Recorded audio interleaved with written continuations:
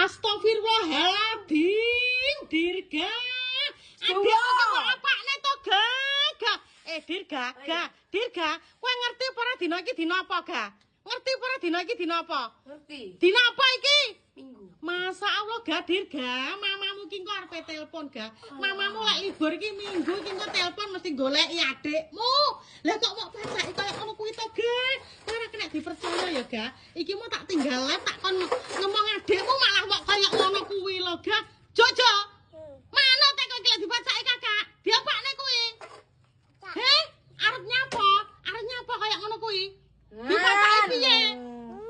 Masalah iki kok kuwi liptik. Kuwi lipen my belen kuwi gak kena diumbah. Angel diumbah lipen my belen kuwi. Wes ga stop. Golekno bensin ga. Golekno bensin dilap ga kuwi ga.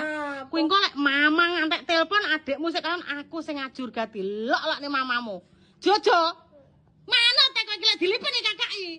Arep nyapa ngono kuwi? Arek kok piye to ga? Piye to ga iki ga kok kaya ngono kuwi ga? Lapo? He? Kok adike denge praktek kaya ngene iki piye jajal ngene iki? Masya Allah Dirga. Mana tayakan bocil iki?